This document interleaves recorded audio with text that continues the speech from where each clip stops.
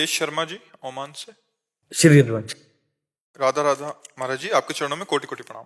महाराज जी, आप कहते हैं ये शरीर की संरचना पहले से निर्धारित की जा चुकी है और हमें प्रारब्ध भोगना ही पड़ेगा, इसके मुताबिक ही ग्रह हमें दंड देते हैं। दूसरी तरफ आपके श्रीमुख से सुना है कि अगर हम नाम जप करते हैं तो सब ग्रह हमारे साथ हो जाते हैं। दोनों बातों में थोड़ा सा महाराज जी। बात ये देखने की है, अगर 100 ग्राम प्रारब्ध हो 500 ग्राम भजन है तो रौन देगा ना उसको।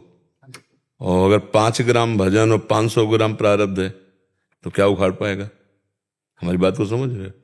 हमारे जन्म जन्म के ऐसे पाप कर्म से निर्मित, अब जैसे कौन सा भजन हमारा बकाया रह गया है, दोनों किडनी फेल है।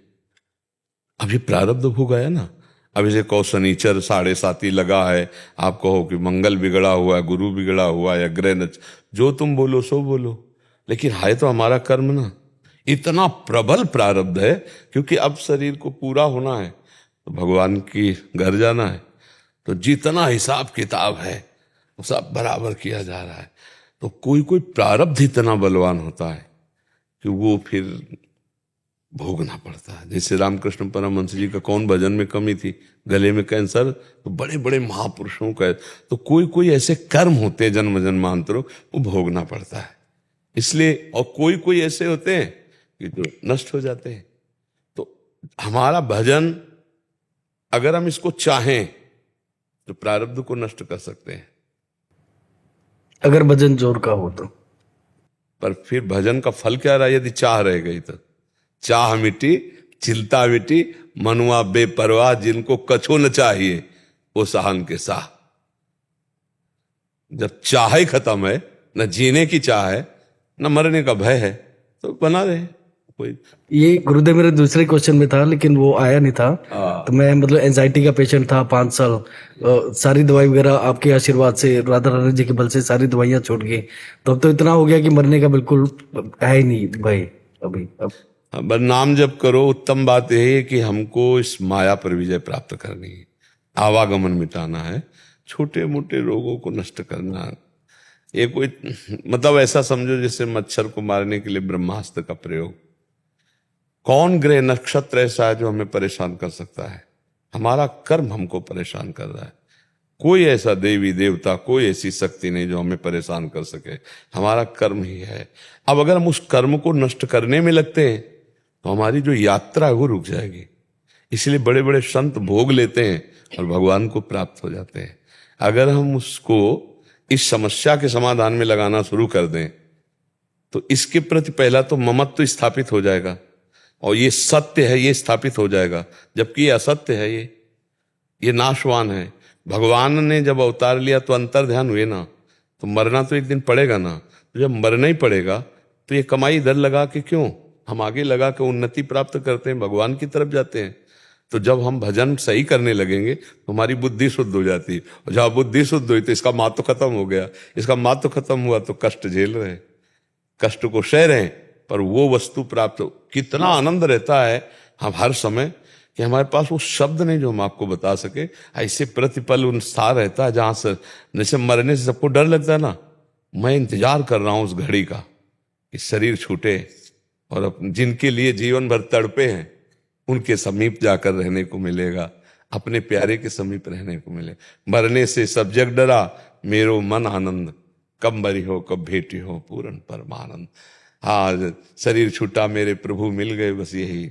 अब जो कि प्रभु से जैसे किसी ने प्यार किया परिवार से, अब मरने की बात है तो घबरा नहीं जाएगा, क्योंकि जिससे प्यार किया वो सब छूट रह जाएंगे, और जहां जाना उनसे प्यार है ले, और कहाँ जाना है कुछ पता ही नहीं है, और जहां जाना वहां के लिए कोई किराया खर्चा नहीं, तो घबरा तो जाएगा ये आदमी। और घबराता वो नहीं जिसने भजन किया है और जिसको पता है कि मुझे भगवान के पास जाना है, मुझे प्रियाजू के पास जाना है। अब अपने लोगों को जैसे प्रियाजू भी कहें कि तुम्हें हम अपने पास नहीं बुलाएंगे तो हमें कोई संशय थोड़ी होगा। प्रियाजू भी कह दे कि अपने पास नहीं बुलाओगे, तुम धोखे में हो, तुम हमारे पास नहीं हो, तो हमको उस बात पर भी विश्वास नहीं होगा। क्योंकि जो बात आ गई है अंदर वो उनकी कृपा से आ गई। ये प्रभु कहते हैं हम तुम्हें अपना भगत नहीं मानते, तुम भक्ति छोड़ देंगे क्या? आप मालिक हो, आप मुझे सेवक ना मानो, लेकिन आपके सिवा मेरा तो कोई नहीं है, मैं तो आपको ही मानूंगा। एकाकी प्रेम, भक्त का एकाकी प्रेम भगवान को अधीन कर लेता है, अजित को जीत लेता है। चलिए, बड़ा मस्ती का विषय है। जो लिखा है कि ग्रह नक्षत्रों का कोई प्रभाव भजन आनंदी पर नहीं पड़ता, तो ग्रह नक्षत्रों का हमारे दिमाग पे कोई प्रभाव है नहीं? तो हमारे शरीर पर जो प्रभाव, उसका कुछ हमारे दिमाग पे प्रभाव है नहीं ना। ये भजन का बल है। बताओ, हम आपको कैसे बताएं? वो शब्द नहीं है कि मुझे क्या मिला है भगवान की कृपा से, भगवान के भजन से। इसीलिए हम सबको कहते राधा राधा कहो। किसी स्वार्थ से थोड़ी कहते, तुमसे कुछ लेना देना है, या किसी से कोई फीस ली जाती है क्या? जो हम कह रहे हो तुम्हारे आनंद के लिए। एक तुम्हारे अंदर ऐसा गुफा है जिसमें तुम प्रवेश कर जाओ, पूरे शरीर को आग लगा दी जाए, तुम्हें आंच नहीं आएगी। बस उस गुफा का ताला खोलने के लिए ही भजन है। अपने स्वरूप में, आत्म स्वरूप में जब जीव स्थित हो जाता है, कोई फर्क नहीं पड़ता है। बस खूब नाम जप करो, अच्छे आचरण करो, दूसरों की सेवा करो, इसी से सब बात बन जाएगी। इसी से सब बात।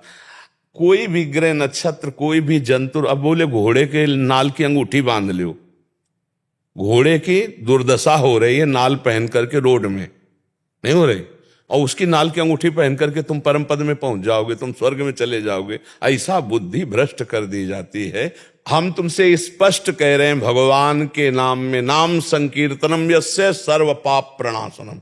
किसी से आशीर्वाद की ढकोसला की जरूरत नहीं। यार देखो, अगर कोई छूछा करके जैसे कहता है हम तुम्हारे रोग मिटा देंगे, हम ईमानदारी से कहते हैं, बचपन से लगे हैं जीवन में। कौन कितना अनुष्ठान करता मुझे तो पता नहीं, मैं बचपन से बता रहा हूं। ब्राह्मण के घर जन्म हुआ था तो बचपन में हमारा यज्ञोपवीत हो गया, और बचपन से निकले तो गायत्री अनुष्ठान, इस मंत्र का अनुष्ठान। ऐसे थोड़ी रहे हैं। कभी हम टांग पसार के आराम से जिंदगी में सोए नहीं, आप ध्यान रखना। बेहोश हो गए वो बात अलग है, नींद में, नहीं तो लगाए आसन, बैठकर हर समय मंत्र ये भोग रहे, समझ रहे। फिर ये जो कहते हैं हम तुम्हारा रोग नष्ट कर देंगे, तुम्हारा ये नष्ट कर देंगे, बोले तुम्हारा ठीक हो गया, तुम्हारा, हम कैसे इस बात पे विश्वास करें? आप पता नहीं, आपको कोई है ऐसा जिसका ठीक हुआ है? वो लाइट आती है वो यार ऐसी लाइटें कब हमको दिखाओ, कहां से आ रही है? वो पेपर में बनाकर पोस्टर में लगा के लगाने वाली तो बात अलग बच्चा, लेकिन ऐसे कभी निकलती हुई हमें या फिल्म में आती होगी वो बात होगी, प्रकट है सीरियल में देख। इन सब बातों में कुछ नहीं रखा। इसलिए राधा राधा कहो, जो दुख सुख आवे उसको भोगो, शरीर में रोग आवे अच्छा डॉक्टर करो, दवाइयां लो, व्यर्थ में समय नष्ट मत करो। कोई छूछा से कुछ नहीं होने वाला। यह बहुत लंबाई की बात कह रहे हैं, बहुत लंबा विचरण किए हुए बड़े बड़े सिद्ध हो। हाँ, ऐसी एक प्रक्रिया है, जैसे आप हमारे प्रिय हो और आपको कोई भयानक कष्ट है, अब हम अपने तप का आपके पास ट्रांसफर करते हैं और वो रोग हम ले लेते हैं, उसे हम भोगते हैं और तुम निरोग हो गए। ये प्रक्रिया है। ये बड़े बड़े महापुरुषों ने ऐसा किया, अपने जनों के रोग को लेकर शरीर में भोगा, क्योंकि उनको कोई फर्क नहीं पड़ना, और अपने जनों। ऐसा प्रक्रिया नहीं है कि छू, ऐसी प्रक्रिया नहीं है। नहीं तो बहुत ऐसी प्रक्रियाएं, गोद में तड़प रहा है जटायु और प्राण त्याग दिया, वो भगवान के स्वरूप को प्राप्त होकर भगवत धाम गया। विचार, भगवान की गोद में है, भगवान उसको पुनः रख लेते, भगवान उसको बिल्कुल घाव रहित कर देते। भगवान है वो सब सामर्थ्यशाली, लेकिन भगवान ऐसा नहीं। शरीर छूटा, भगवत रूप धारण किया, गीद देह तज धरि हरि रूपा, भगवान के धाम में गया। तो हमें लगता है छल कपट नाटक नौटंकी में ना फंसा जाए, खूब नाम जप किया जाए, धर्म से चला जाए, दूसरों की सेवा की जाए, किसी से आशीर्वाद मांगने की जरूरत नहीं, अपने आप परम मंगल हो जाएगा। नीतीश कुमार जी बिहार से। राधा वल्लभ श्री हरिवंश। राधा वल्लभ श्री हरिवंश महाराज जी। गुरुदेव भगवान आपके चरणों में कोटि कोटि नमन। गुरुदेव, दैन्य कब होना चाहिए, सतर्क कब रहना चाहिए और कब डरना चाहिए? क्या चीज? ये कह रहे हैं कि उनको संशय बना रहता है कि यहाँ मैं दैन्य बनूं या यहाँ मैं सतर्क रहूं या यहाँ मुझे डरना चाहिए। यहाँ बनने वाला दैन्य थोड़ी, बनावटी दैन्य की चर्चा थोड़ी की गई है। वो तो स्वाभाविक दैन्य, अहंकार रहित पुरुष ही दैन्य होता है। बनावटी दैन्यता को तो नौटंकी नाटक में भी किया जाता है, दम्भ में किया जाता है। तो ये बनावटी दैन्यता थोड़ी कि हमको हमें स्वाभाविक अहंकार रहित होना है। कोई ऐसा सृष्टि में नहीं कि अहंकार रहित पुरुष का किसी भी तरह से अमंगल कर सके, क्योंकि जो अहंकार रहित पुरुष होता है उसकी रक्षा भगवान स्वयं करते हैं। जब तक अहम रहता है ना, तब तक वो दैन्य बनावटी होता नहीं होना था।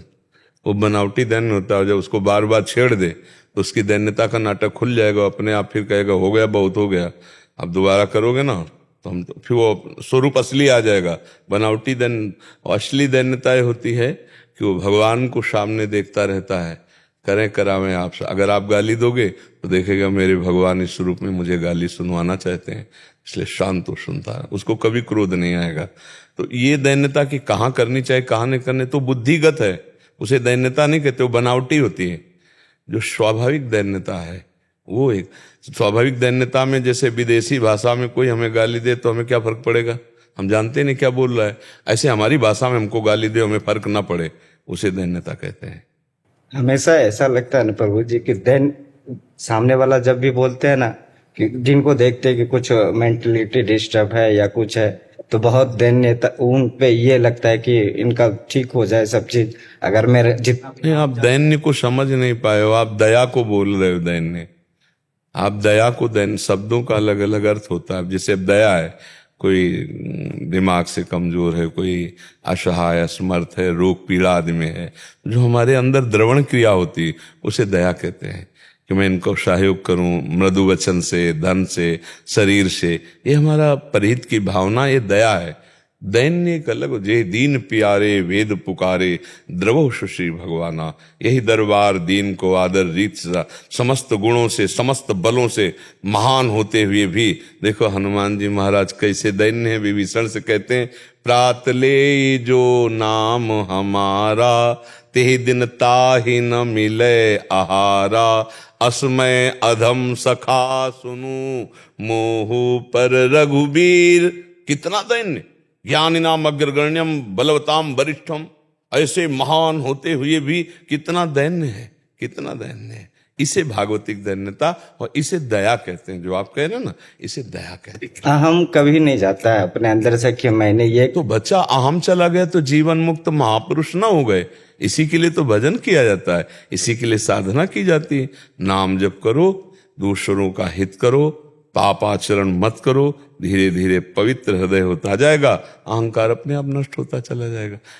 प्रभु जी जैसे कि पिछले बार आए थे ना यहाँ मिलने, तो उसके बाद राधा वल्लभ गए थे, तो ऐसे खड़े थे हम, और अंदर से प्रेरणा हुआ कि हमको कुछ मिले यहाँ से, तो माला आई मेरे गले पे, अचानक से पता नहीं चला किधर से आए। उसके बाद हमको ये डर लगने लगा कि इनको कैसे लेके जाए, किन्हीं का पैर न लग जाए, कुछ न लग जाए, तो फिर हम वहीं चढ़ा दिए। तो इसमें कोई खास बात नहीं, जो नाम मिल रहा है, जो उपदेश मिल रहे हैं, उनको पकड़ो तो प्रभु पीछे आ जाएंगे, प्रभु पीछे पीछे डोलने लगेंगे। तो प्रभु की माला है, प्रभु का नाम जप करो, अच्छे भाव करो, जो हम कह रहे समझो, दूसरों की सेवा करो, पाप आचरण जो जानते हो वो ना करो, खान पान व्यवहार में पाप आचरण मत करो, फिर धीरे धीरे आनंद आने लगेगा, धीरे धीरे ज्ञान का विकास होगा। अभी बच्चे हो, भजन करो, ठीक है। शिखा गरोवर जी सिरसा हरियाणा से। जी, राधा वल्लभ श्री हरिवंश महाराज जी, आपके चरणों में कोटि कोटि प्रणाम। गुरुजी, हमें भजन कैसे करना चाहिए, भजन का क्या स्वरूप है, हमें नाम जप या कीर्तन सामूहिक करना चाहिए या एकांत? भजन का पूरा स्वरूप है नाम जप भी करना, कीर्तन अकेले भी करना, सामूहिक भी करना, और भगवान की लीला कथा अकेले पढ़ना, दूसरों से सुनना, सभाओं में जाकर के सुनना, ये सब पूरा भजन का स्वरूप है।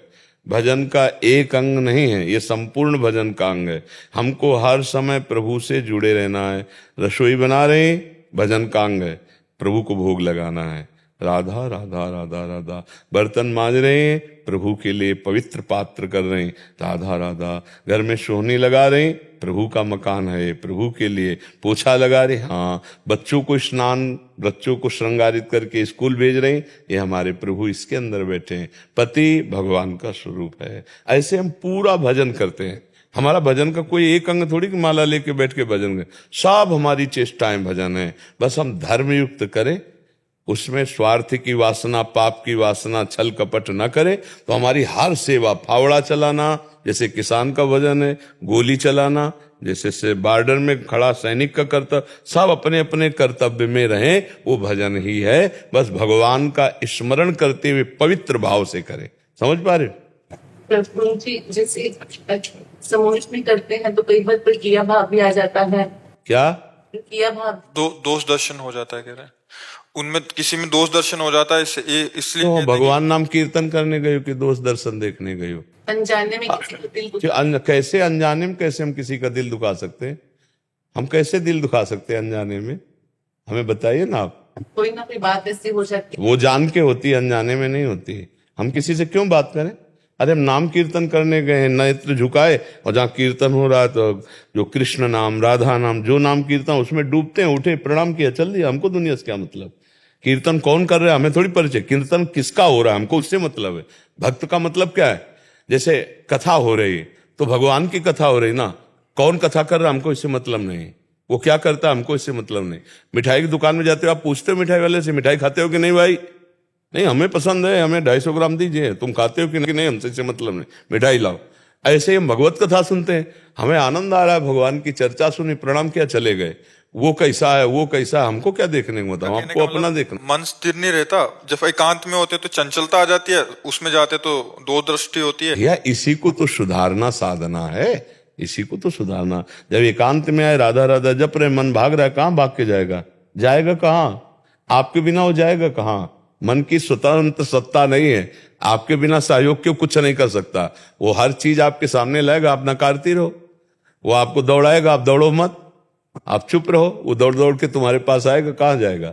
जैसे समुद्र के जल जहाज का कौवा कितना उड़ेगा, आना तो उसी जल जहाज में पड़ेगा, क्योंकि जल ही जल है। ऐसे ही मन कहीं भी भाग के जाए, आने तो आपके पास ही है, तो छूट दे दो, जाओ, भाग के जाओ, राधा राधा राधा, फिर आ जाएगा।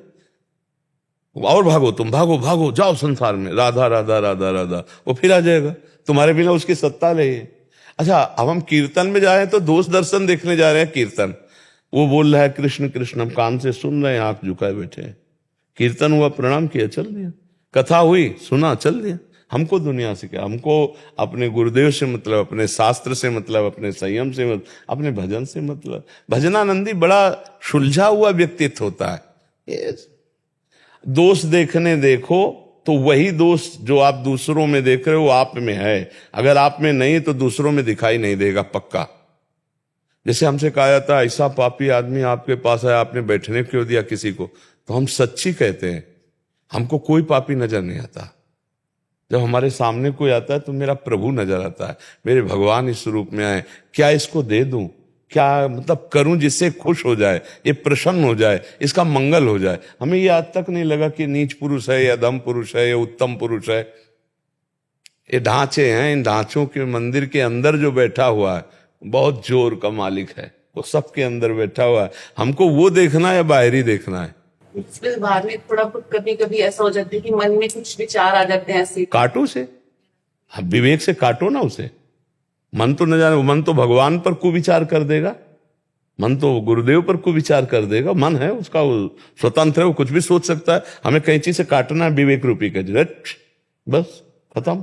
सामने वाले से की ज्यादा भक्ति करती हूँ तो मन में कई बार तो प्रेरणा मिलती है, कभी जलन भी होती है। नहीं तो उसके चरण रज लेने की जलन करनी है। भाई देखो, सांसारिक भाव में ये तो बात होती है, वो तो संसार में होता है।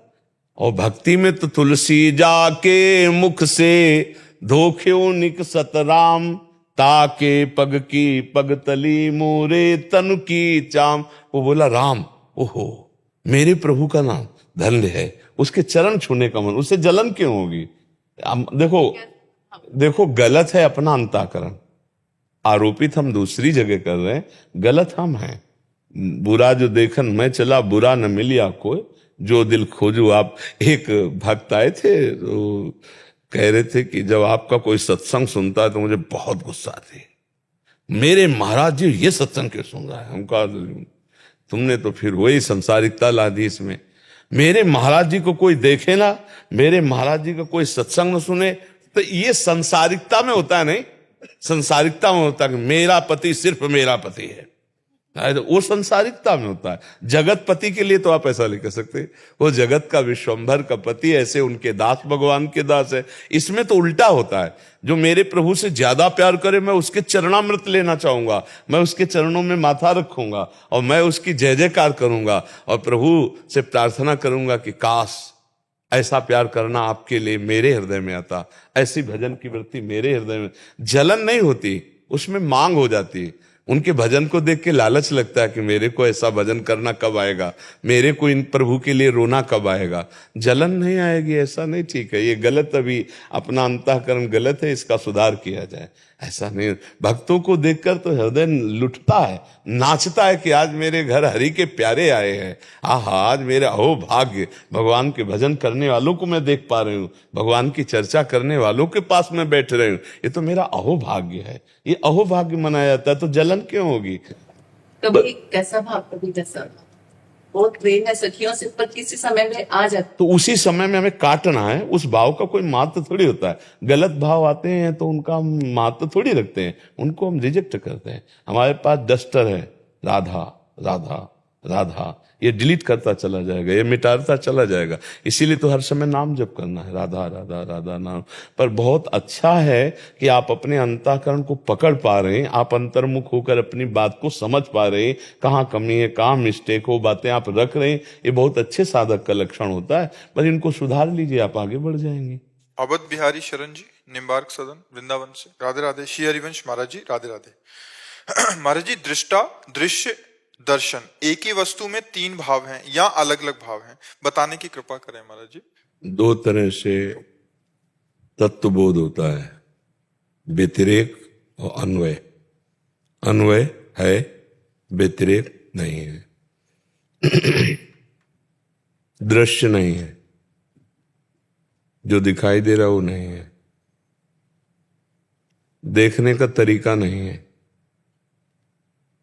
जो द्वैत देख रहे हैं तरीका नहीं देखने का। व्यतिरेक, ब्रह्म सत्यम जगन मिथ्या, उमा कहो मैं अनुभव अपना, सत हरिभजन जगत सब सपना। जो दृश्य देख रहे हैं ये सत्य नहीं है, फिर है क्या?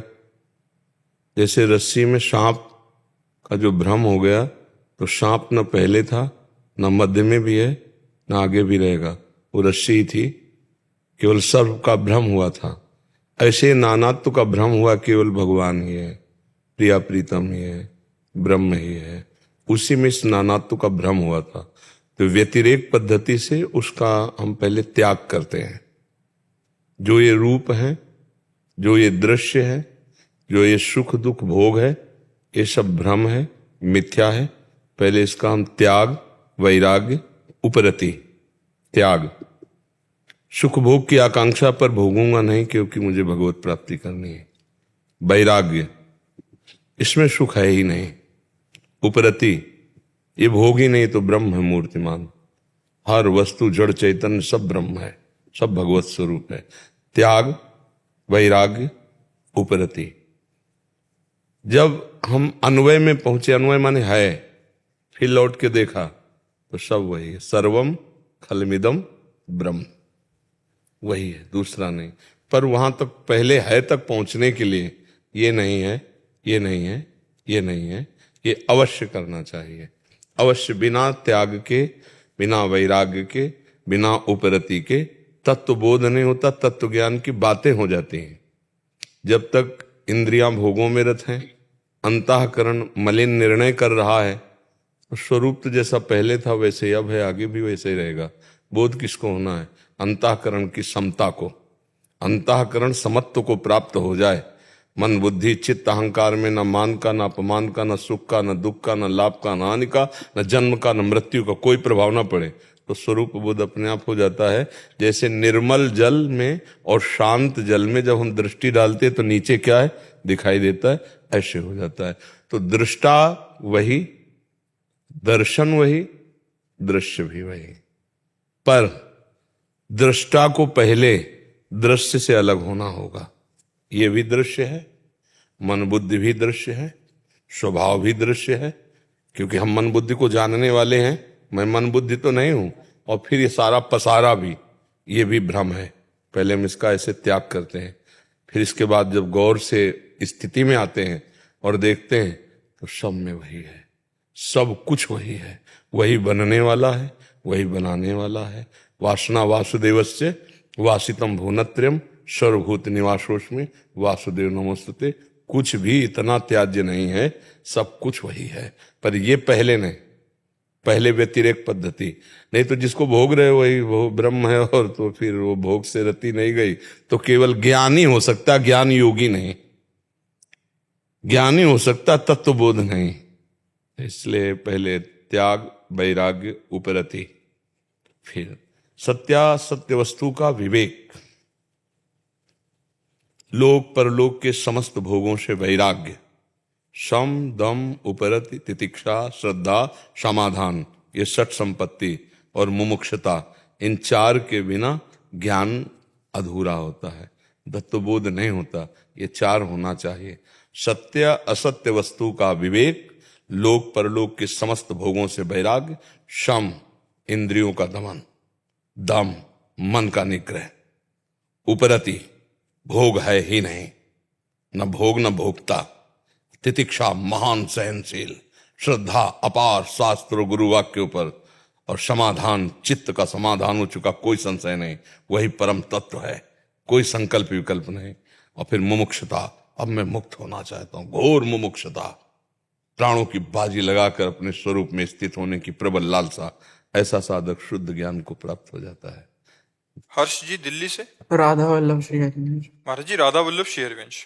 महाराज जी, हम जिस रूम में शयन करते हैं उसके चारों दीवारों पर श्री राधा नाम, गुरु जी की छवियां, राधा वल्लभ लाल जी की छवियां कमरे में दीवारों में लगी हुई हैं। महाराज जी, जब हम सोते हैं तो छवियों की तरफ पैर हो जाते हैं। तो उतनी सीमा के ऊपर रखना चाहिए। जैसे हमारी भी कुटिया में राधा नाम लगा है, महापुरुषों की छवि लगाए, तो हम जैसे ऐसे पैर फैलाते हैं, जो सैया है तो उससे एक हाथ ऊपर,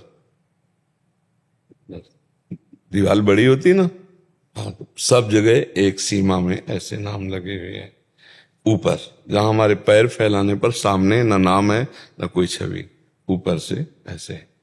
तो ऐसा करो, जरूरी पैर के सामने छवि लगा। महाराज जी वो ऊपर की साइड ही लगा रखे, तो फिर कोई परेशानी नहीं। ऐसा लगता है गुरुदेव भगवान तुम्हें आशीर्वाद। नहीं नहीं, ऐसा सोचो कि गुरुदेव की हमारी दृष्टि एक हो रही, पैर के सामने नहीं होना चाहिए। महाराज जी इसलिए ऐसा लगता है महाराज जी तो हमें आशीर्वाद दे रहे हैं, हम तो ऐसे लेटे अपने दोनों चरण उनके आगे। हाँ, तो बस यही तो हमारी मानता है कि हमने ऐसे बड़े को अपना माना है। तो जैसे बच्चा माँ की गोद में शौच भी कर सकता है, लघु शंका भी कर सकता है, क्योंकि वो मेरी माँ है नहीं? हाँ, तो ऐसे हम बच्चे हैं, हम छोटे, हमारे प्रभु, हमारे गुरुदेव, हमारे इष्ट देव, उनका नाम चारों तरफ हमारे लिखा हो, इस पे चिंता नहीं करते। ऐसे चिंता करोगे तो बड़ा फिर मन परेशान करने लगेगा। नहीं, ऐसे नहीं, एकदम मस्त रहो। देखो, चरणों में सबके हरि का वास है, इसीलिए चरण धोए जाते हैं, इसलिए चरण छुए जाते हैं सबके। सबके हरि का वास है चरणों में, चरणों में सबके हरि भगवान का वास है, इसलिए सबके चरण छुए जाते हैं। बहुत जब आगे ज्ञान हो जाएगा ना, तो ये भी हरि तो है, हरि ही तो बले हुए है, और वो आगे चलकर अभी ठीक है, ऐसे भाव से चलो। जब ये हरि को दे दिया, जैसे हमें कपड़ा दे दिया, हम इसको सर पे बांधे, ओढ़ लें, पैरों पे बांधे या बिछा लें, ऐसे ही अगर सर पे बांधे तो थोड़ी कहेगा कपड़ा, या चरणों में बांधे तो वैसे हमारा तन मन प्राण प्रभु को समर्पित है। अब हम प्रभु के हो गए हैं, अब ये वस्तु प्रभु की हो गई, अब मेरे पैर प्रभु की तरफ है, ये मैं नहीं देखना, अब तो प्रभु का शरीर है, प्रभु के लिए समर्पित है। पर जब तक ऐसी उच्च कोटि की भावना नहीं आती, तब तक हमको ऐसे अपने चरणों के जिस्ट सामने छवि नहीं, ऊपर लगा देंगे, ऊपर ऐसे चारों तरफ लगे हुए भगवान नाम, भगवान रूप, उसका हम दर्शन करते हैं। कितना सौभाग्य, उठते बैठते राधा राधा राधा और संत महापुरुषों के दर्शन। हाँ, उत्तम बात। आशीष जी, ज्योत्सना जी दिल्ली से। श्री हरिवंश महाराज। राधा वल्लभ श्री हरिवंश। महाराज जी, महाराज जी, हम पिछले 1 वर्ष से आपका सत्संग सुन रहे हैं यूट्यूब के माध्यम से।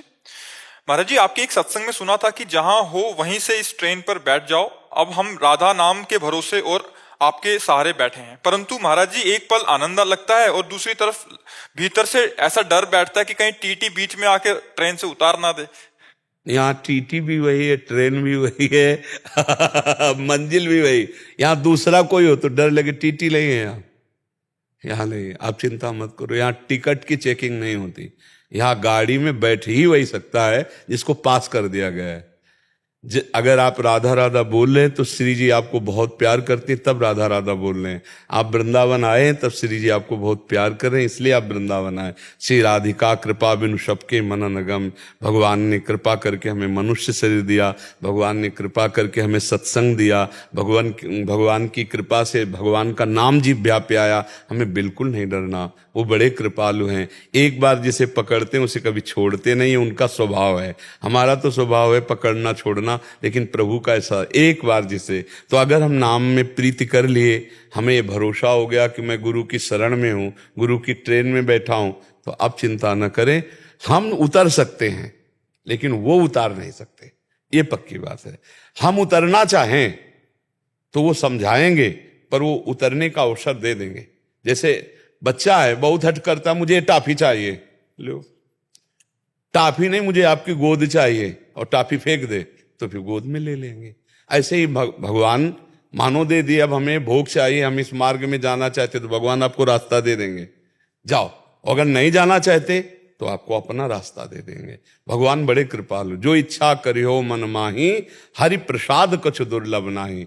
भगवान अंदर से कहेंगे गलत मार्ग है, लेकिन आप जाना चाहते हो तो वही बता देंगे आपको कि ऐसे से ऐसे जाओ, क्योंकि उन्हीं का पूरा रचा हुआ बगीचा है। बुरा देखना चाहते हो कि अच्छा, दोनों में वही आपको बल देंगे और आपको बुद्धि देंगे, क्योंकि दोनों उन्हीं के मार्ग हैं, और दोनों का परिणाम भी वो बता देंगे कि बुरे का परिणाम ये है, अच्छे का परिणाम ये है। तो आप ये तो डरो मती कि चेकिंग हो जाएगी, उतार दी जाओगे। ले महाराज जी, अगर उदंडता होती है तो आप ही कहते हैं कि वो तो बड़े कृपालु हैं, बट उनकी शक्तियां इतनी वो हैं, तो भले वो स्टेशन पे उतार देंगे कि ये ट्रेन निकली, पहुंचना तो लक्ष्य पे है ही है। जैसे आपने बोला एक बार, इसमें क्या होता है, अगर उदंडता भी होगा तो शासन भी ट्रेन में ही बैठा के होगा। थप्पड़िया ट्रेने में दे जाओगे, उतारा ले जाएगा। हाँ, उसी में आपको ज्ञान उपदेश होगा, उसी में आपका हृदय जलेगा, उसी में आपकी परेशानी होगी, लेकिन आपको महसूस होगा कि हम पर बहुत गुरु कृपा है। ये नहीं होगा कि हमारा त्याग हो गया। क्या ट्रेन पे उतारने का मतलब है हमारा त्याग हो गया, हम विमुख होकर भोगों में भटकने लगे, ऐसा नहीं हो सकता। अगर आपसे गलती हो रही, आप उद्दंडता कर रहे हो, तो वहीं आपको दंड मिलेगा, वहीं आपको उपदेश मिलेगा, वहीं आपको संभाला जाएगा। पर भगवान के मार्ग में एक बार कदम रखने वाला, नामे भक्ता प्रणश्यति, उसका पतन नहीं हो सकता, उसका नाश नहीं हो सकता। जी तभी आप कहते हैं कि बैठना आ जाए, बस ये जो सत्संग हो रहा है कि बैठना आ जाए, बस हम भरोसा। जैसे हम आज एक पद गा रहे थे, हमारे माई श्यामाजू को अभिमान, गा रहे थे ना, पीछे गाया करते हमारे माई श्यामाजू को राज। आज एक नया पद मिला था, हमारे माई श्यामाजू को अभिमान, अली माधुरी जी का है कि मैं श्यामाजू के अभिमान से रहता हूं कि हमारी स्वामिनी, हमारे प्रिया प्रीतम इतने महिमाशाली हैं। यद्यपि मैं नीच हूं, अधम पे बहुत बड़े का हूं, इसलिए माया हम पर विजय नहीं प्राप्त कर, हम माया पर विजय प्राप्त करेंगे श्यामाजू के नाम पर, श्यामाजू के कृपा बल पर। तो इसलिए हमको बच्चा डरना तो केवल इस बात से है कि हम कहीं श्यामाजू के विरुद्ध आचरण ना बन जाए, बकाया वो सब संभाल लेंगी। पर हमें बहुत अच्छा लगा कि आप इतनी छोटी अवस्था में भक्ति के प्रति इतना समर्पित हैं। आपके ऊपर विशेष कृपा श्री जी की है, विशेष कृपा। जैसे बाल्यावस्था से भजन मार्ग में लगना विशेष कृपा, वयोवृद्ध होकर के भगवान से विमुख विशेष अकृपा। वृद्ध हो, मरने जा रहे हो, अब भी तुम्हें भगवान का नाम, विशेष अकृपा, मतलब विशेष अकृपा, दुर्भाग्य। गरीब होकर किसी को देने की इच्छा रखना विशेष कृपा, और धनी होकर किसी को कुछ देने की इच्छा न, विशेष अकृपा, विशेष अकृपा। तो ये कुछ लक्षण होते हैं। तो जैसे नवीन अवस्था बच्चा हो तो विशेष कृपा आप पर भगवान की है। चाहे गृहस्थ में जाओगे चाहे विरक्त में, दोनों में महान पुरुष बनोगे। अगर ऐसे ठीक से चलते गए तो एक अच्छे गृहस्थ बनोगे। ऐसे ऐसे गृहस्थ आते हैं कि हृदय शीतल हो जाता है उनसे बात करके कि क्या ज्ञान है, क्या धर्म है, क्या इनका विचार है गृहस्थ होते हुए। तो अगर भगवान के मार्ग में चले तो गृहस्थ भी हृदय को शीतलता प्रदान करने वाला। ऐसे ऐसे गृहस्थ हैं कि जिनके चरण छूने का मन होता है कि इतना प्रभु से प्यार करते हैं, इतना प्रियालाल से प्यार करके धर्म में चलते हैं। ऐसे भी गृहस्थ हैं, और ऐसे भी लोग हैं कि मिलने के बाद लगता है भगवान आज हमसे कौन सा पाप बन गया जो ये मिले। ऐसा लगता है कि ये क्यों मिले, नहीं मिलना चाहिए। ना वो बात है, ना वो लगन है, ना वो मिलना है प्रभु से, ना मिलन की चाह है। वही संसार, वही प्रपंच, वही संसारिक नेतागिरी वाली बात तो लगता नहीं। कितने ऐसे गृहस्थ जिनके मिलने के बाद पीछे याद आता है कि यार कितना कृपा है इनके ऊपर कि गृहस्थी में पत्नी पुत्र परिवार आदि में रहते हुए इतना सुंदर भजन कर रहे हैं, इतने संयम से चल रहे हैं, इतने भाव से चल रहे हैं। तो अच्छे गृहस्थ, अच्छे विरक्त बनने के लिए इसी अवस्था से परिवर्तन होता है। तो डरो मत तुम, हमारी तुम्हारी दोस्ती पक्की है। अगर मान लो टीटी चेक करने लगे और कोई सरकारी बड़ा ऑफिसर बैठा हो, वो कह दे हमारे, तो फिर वो भी ऐसे करके चेक कर चला जाएगा। ले हाँ, तो हम बड़े ऑफिसर से जुड़े, श्यामाजू, गुरुजू, फिर ऐसे तो बड़े ऑफिसर से जुड़े हुए। हमारी एक चैन है, नहीं उसी चैन में हम चैन से है, तो इसलिए तुम्हें डरना है। तुम भी तो उसी चैन में जुड़ गए है। ले ट्रेन क्रम बाई क्रम इंजन से जुड़ी होती है ना, डिब्बे में कोई दम नहीं होता, इंजन के दम से डिब्बे में इंजन से भी ज्यादा लोग बैठे होते हैं, और जहां इंजन जाता है वहीं डिब्बा भी पहुंच जाता है। तो हम सब श्री जी की कृपा से श्री जी को प्राप्त होंगे, तभी तो ये अवसर दिया है श्री जी ने। हमें बहुत अच्छा लगा कि तुम इतने छोटे बच्चे होकर भक्ति विषयक, धर्म विषयक ऐसी अभिलाषा रखते हो। भगवान कृपा करें, आगे बुद्धि शुद्ध रहे, क्योंकि ये अवस्था तो अभी बड़ी कोमल अवस्था है। आगे एक भूत अवस्था आती है, जवाली जो है ना, ये भूत अवस्था है, उद्दंडता वाली। अगर इसमें संभल गया तब तो फिर महापुरुष बन जाता है जी। शलभ जी, रामपुर। राधे राधे। जय श्री राधे महाराज जी, आपके चरणों में कोटि कोटि प्रणाम। महाराज जी, अपने प्रियजन द्वारा कष्ट दिए जाने पर मैं इसे अपना प्रारब्ध मानकर सह लेता हूँ, परंतु ऐसे में एक प्रश्न मन में बार बार आता है कि मेरा तो ये प्रारब्ध हुआ, परंतु मुझे दुख प्रदान करने वाले व्यक्ति का ये नवीन कर्म है या वो एक निर्मित। असल बात बच्चा, ये दुख सुख अज्ञान के द्वारा माना हुआ है, इसकी सत्ता नहीं है। जब तक इसकी सत्ता मानोगे, जैसे रस्सी में सांप की सत्ता नहीं है, मानोगे उसे कि नहीं सांप तो है, तो तुम्हारे भय को नष्ट नहीं किया जा सकता। जब तक तुम वहां नजदीक नहीं जाओगे और तुम ये देख नहीं लोगे कि रस्सी है सांप नहीं है, तब तक लाख हम समझाएं तो तुम्हारी समझ में नहीं आएगा। बच्चा, कोई यहां नहीं है जो तुम्हें कष्ट देता है। तुम्हारे विचार, तुम्हारे पूर्व किए हुए कर्म, वही तुम्हें दुख दे रहे हैं। वो व्यक्ति नहीं है, वो परमात्मा स्वरूप है। अध्यात्म में ऐसे देखा जाता है, वो व्यक्ति नहीं है, उसके अंदर परमात्मा बैठा हुआ है। उसके अंदर से जो क्रिया हो रही है, जो मुझे प्रताड़ित किया जा रहा है, जो मुझे विक्षेप डाला जा रहा है, ये मुझे पावन किया जा रहा है, वो तो एक निमित्त मात्र है। मेरा कर्म उसके सर पर सवार होकर मुझे दंड भुगता रहा है। प्रतिपल कटु वचन, प्रतिपल छल कपट, प्रतिपल धमायादि साथ धोखा, वो मेरे कर्म का फल है।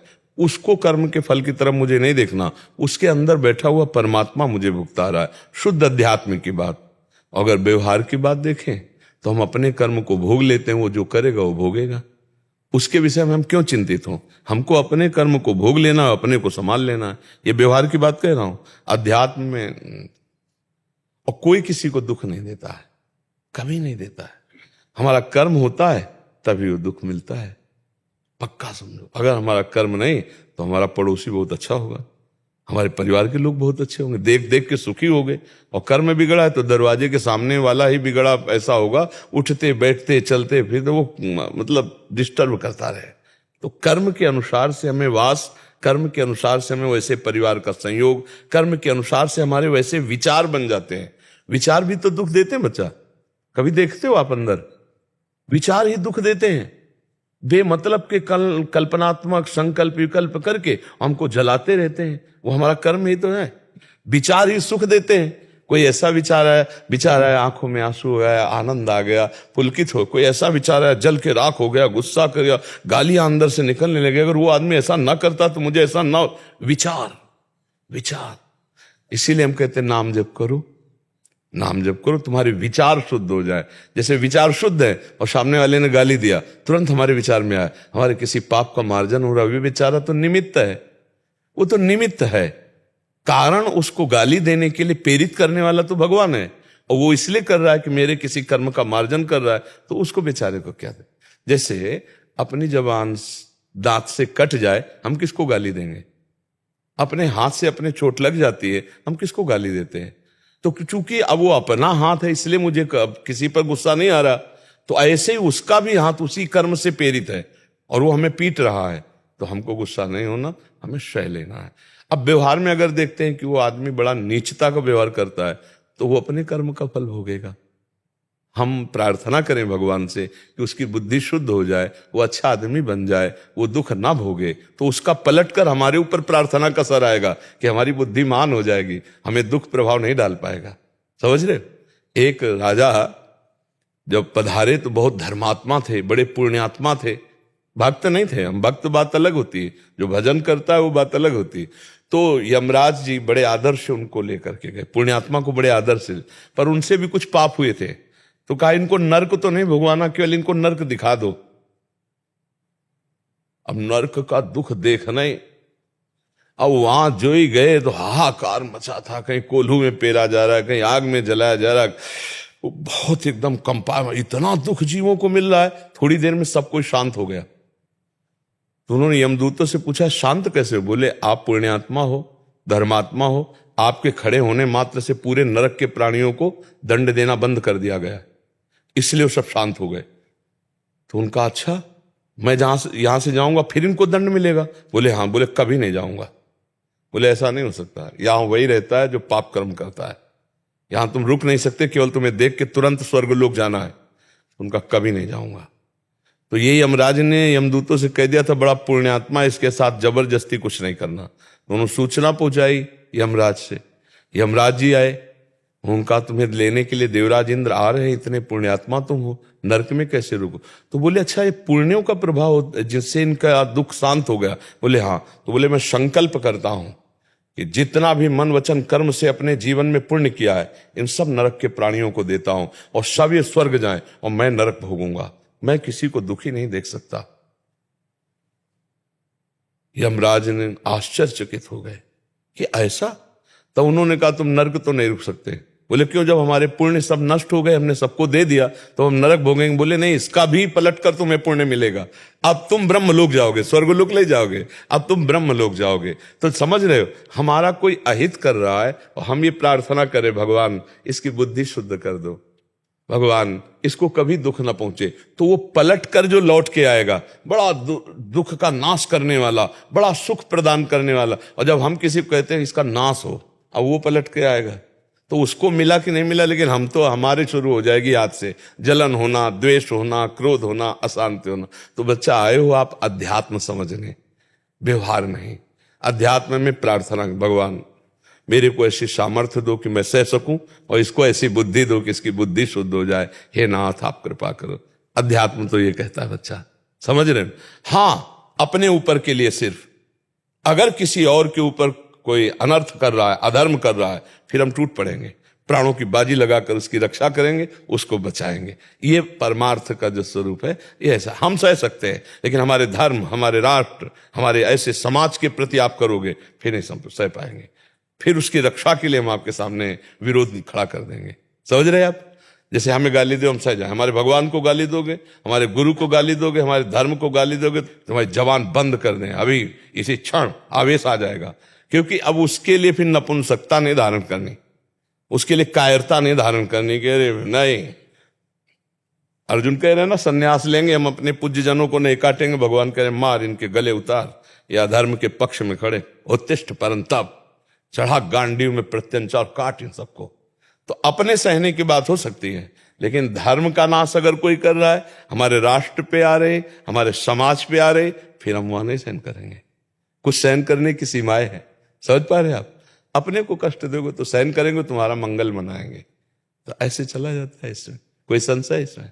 गुरुदेव जैसे दुख तो, जैसे आपके वचन सुनते हैं तो दुख तो सहने का दाम आने लगा, मतलब ये अच्छा लगता है कि चल दोबारा शायद ये भी बढ़िया हो रहा है हमारे साथ, मतलब आगे के लिए अच्छा, बहुत बढ़िया हो रहा है, आगे के लिए बहुत अच्छा हो रहा है। लेकिन ये जो प्रश्न जो परिवारजनों के साथ, हमारे अपनों के साथ होता है, अपने ही करते हैं जब, तो मन में ये वाला प्रश्न आता है कि जैसा अगर वो प्रारब्ध है हमारा, तो इनका तो फिर ये नवीन कर्म ये पहले से उसी की काट बताई है कि उसमें भगवत भाव देखो। वो तो बेचारा यंत्र है, तुम्हारा ही कर्म कर रहा है उसमें, उसके लिए ये मत सोचो कि उसका नवीन कर्म बन रहा है कि नहीं बन रहा है। उनके लिए कष्ट की वो नहीं बिल्कुल भी अब। इसीलिए तो प्रार्थना करो भगवान तो से। कल्याण चाहिए अब। हाँ, इसीलिए भगवान से एक एक शब्द में उत्तर छुपा होता है बच्चा। अभी जैसे हमने कहा ना, आप उनके लिए भगवान से प्रार्थना करो, उनका मंगल हो, उनकी बुद्धि शुद्ध हो, कहा नहीं तो मंगल हो जाएगा उनका, और वो मंगल लौट के आपका महामंगल कर देगा। एक एक शब्द अगर गौर से सुनोगे तो तुम्हारे अंदर प्रश्न ही नहीं रह जाएगा, क्योंकि वो अनुभूत वचन निकलने, तुम्हारे प्रश्नों का समाधान अपने आप उसी में है। सुन लो गौर से केवल, ठीक है। अजय यादव जी अयोध्या से। चलिए बस। श्री हरिवंश महाराज जी। महाराज जी, जब भी कोई किसी पशु को मारता है, खाने की बात करता है, तो महाराज जी गुस्से कंट्रोल नहीं आता मेरा। मैंने भगवान से आज तक कुछ नहीं मांगा, बट अपने मित्र माधव से परशुराम जी का फरसा मांगा है, जिससे सब मांसाहारियों को खत्म कर सकूं। ले तो वो पशुओं की हत्या करते, आप उनकी हत्या करोगे तो बात तो बराबर हो गई। आप में उनमें अंतर क्या हो, मुझे उत्तर दीजिए आप। उन्होंने किसी निर्बल पशु की हत्या कर दी, आपने उनकी हत्या कर दी, तो अंतर क्या रहा आपने उनमें? हो सके माधव हमें ही सेलेक्ट कर ले उस चीज के लिए। अगर सेलेक्ट किया होता तो हमारे पास ना भेजा होता। माधव ने आपको इसके लिए सेलेक्ट नहीं किया, इससे भी बहुत बलवान बनने की कोशिश। माधव की 3 लीलाएं हैं, ज्ञान है आपको। एक सृजन माने पैदा करना, और एक पालन माने रक्षा करना, और एक संहार माने नाश करना। तीनों लीलाएं उनकी आपको जब पता हो जाएगा तो आपको गुस्सा नहीं आएगा। जितना सृजन होना महान है, उतना ही पालन होना महान है, उतना ही विनाश होना उनका महान है। उस महान की तीनों ही लीलाएं होती हैं। हाँ, जो सज्जन पुरुष हैं उनको तो संत और शास्त्र के रूप में भगवान उपदेश कर ही रहे हैं। आप मांस मत खाओ, आप पशुओं की हत्या मत करो। लाखों लोगों ने इस बात को स्वीकार किया है और वो त्याग रहे हैं। क्यों? तो अगर हम भजन करें और भजन बल से उनकी बुद्धि का नाश कर दें जो गंदी है, तो वो बढ़िया रहा कि हम गड़ासे से उनका गला उतार दें, वो बढ़िया रहा। कितने को उतारोगे? इसके बाद तुम्हें गोली मार दी जाएगी। 2-4 को उतारो, इतने में तुम्हें गोली मार दी जाएगी। अगर आप बंदी नहीं बनाए गए तो गोली मार दी जाएगी, और बंदी बना लिए गए तो आपको आजीवन कारावास, फांसी भी मिल सकती है। तो बात तो सही नहीं हुई, क्योंकि आप स्वतंत्र तो हो नहीं।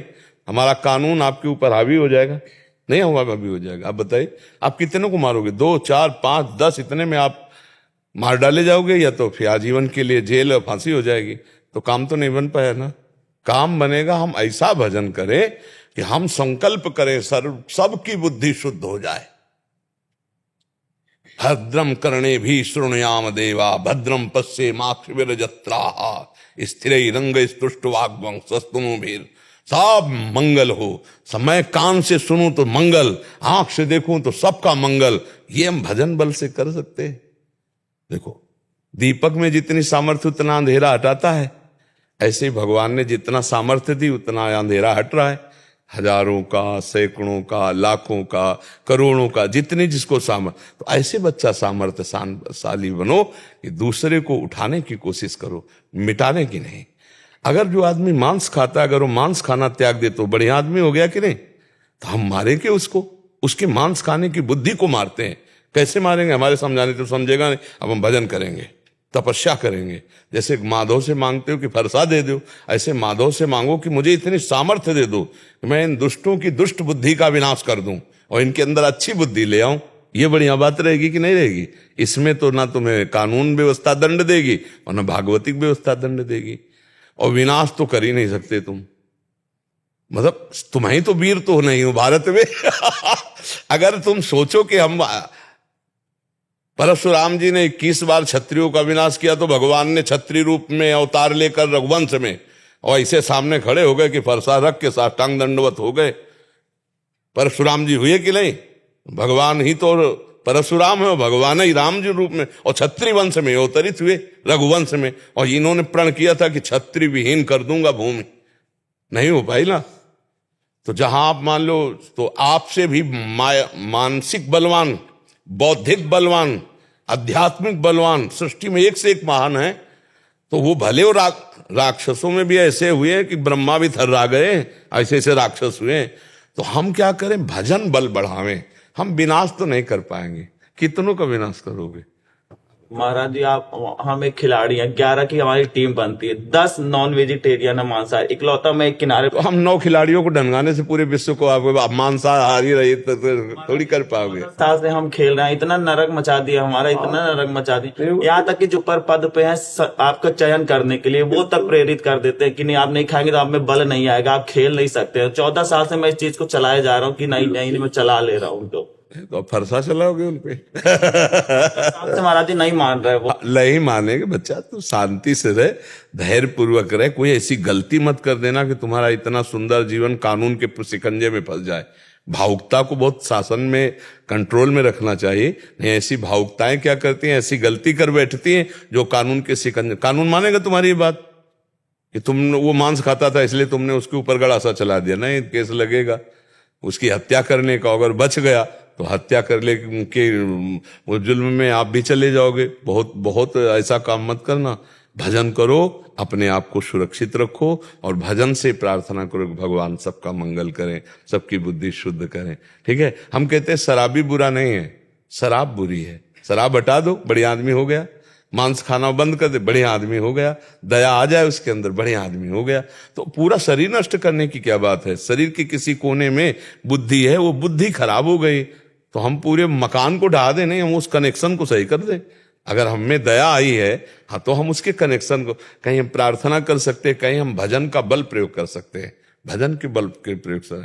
अब हनुमान जी तो है नहीं कि कछु मारिस कछु मर्दिस कछु मिले धरि धूरी, हजार हजार राक्षस ऐसे पकड़ के ऐसे मसल दिए हनुमान जी ने, मार विध्वंस मचा दिया। वो तो महाबली है। अरे भैया, जान भर जाए कि तुम इतने बलवान हो, रोड में ककड़ी की तरह फटे मिलोगे। ऐसे ऐसे सन की दिमाग के आदमी, बहुत ही राक्षसी स्वभाव है। भजन बल से और दूसरा बल ले न गोल। आतंकवादी चाहते तो हैं पूरी दुनिया को अपने कंट्रोल में कर दें, कंट्रोल आज तक नहीं कर पाए, जिंदगी में नहीं कर पाएंगे, नहीं कर पाएंगे। 1 2 4 10 20 इतना ढनगाओगे तो तुम्हारा हिसाब किताब बराबर हो जाएगा। नहीं तो देखो ना, उनका तो साफ ही बांधे हैं इस बात का, चल पाता। उनके पास तो ट्रेनिंग है, उनके पास हथियार है, उनके पास समुदाय है, उनके पास बल है, तुम्हारे पास तो कुछ नहीं है। लेकिन वो कुछ कर पा रहे हैं क्या? बहुत बहुत इन जगह किए और विध्वंस हो गए, मिटिया मेट हो गए, सर्वनाश हो गया। तो इसलिए विनाश की तो बात सोचो मती।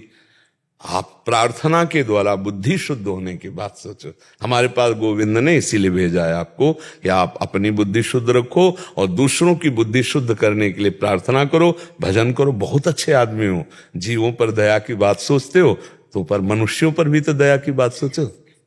जीव पर दया करते हो तो मनुष्यों पर भी दया करो। जो मनुष्य जीव के प्रति दया न रख के हिंसा का भाव, तुम्हारा भाव उनके प्रति दया का बन जाए। हे भगवान, इनकी बुद्धि शुद्ध कर दो, इनको स्वस्थ रखो, इनकी बुद्धि शुद्ध हो जाएगी, अच्छे आदमी बन जाएंगे। नाथ, इन पर कृपा करो। ऐसे अपने लोग कार्य करते हैं।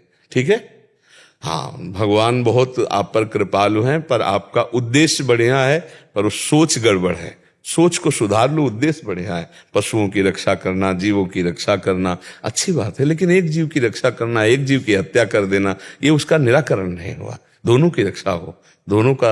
अब देखो, कुछ ऐसी प्रथाएं चल गई हैं कि लोग भगवान के नाम पर, देवी के नाम पर पशुओं की हत्या करते हैं। बैल की हत्या, भैंस की हत्या, बकरे की हत्या, ये सब कुप्रथाएं हैं। ये कोई शास्त्र सम्मत नहीं, बेमतलब का वहां काट काट के रख दिए। देवी इससे खुश हो जाएंगी, या तो देवी प्रकट होकर के भाई कहीं कहा हो। ऐसी मूर्खता की बात है। वो जगदम्बा है, वो भैंसे की भी माँ है, वो मुर्गे की भी माँ है, वो बकरे की भी माँ है। माँ है ना जगदम्बा, जगत अम्बा है। भला अपने बेटे की बलि चाहकर कौन सी माँ प्रसन्न होती? ये सब कुप्रथाएं बच्चा चली, अब कैसे समझावे उनको, कैसे समझाए? अभी बाद में उसी जीव का मांस खाते हैं, बोले प्रसाद है देवी का, ये देवी का प्रसाद है। अरे देवी चराचर में वही बैठी हुई है, माँ बकरे में भी वही बैठी।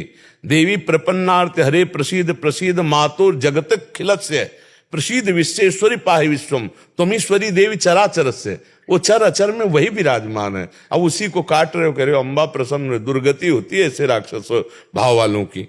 तो बच्चा, उनको संभाला नहीं जा सकता। कोशिश करो आप अपने को संभालो जहां तक हो सके। ऐसे लोगों से बचो, ऐसे आहार से बचो, और जब विक्षेप पड़े तो राधा राधा राधा राधा नाम जप करो, उसी से शांति मिल जाएगी। ठीक है।